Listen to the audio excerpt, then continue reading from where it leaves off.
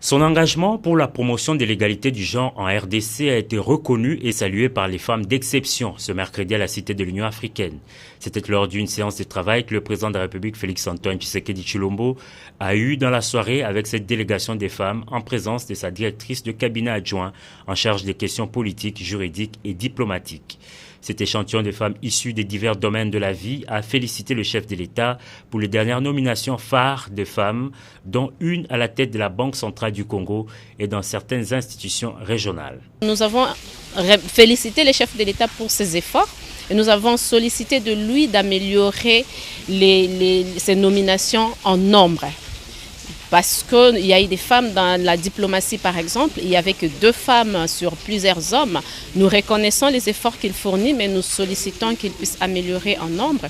Les femmes ont à l'occasion sollicité du garant de la nation son implication dans le processus de la révision de la loi électorale pour contraindre les partis politiques et regroupements d'aligner plus de femmes. Il y a eu aussi un plaidoyer pour son implication personnelle dans le processus de la révision de la loi électorale, rendre la disposition de l'article 13 contraignante afin qu'en 2023, les partis politiques et les regroupements soient obligés d'aligner plus de femmes.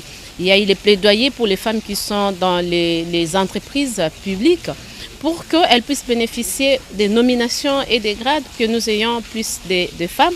De nombreuses autres questions touchant notamment au social du Congolais ont été abordées dans ce cadre consultatif dont l'objectif est de faire participer la gente féminine au développement de la République démocratique du Congo.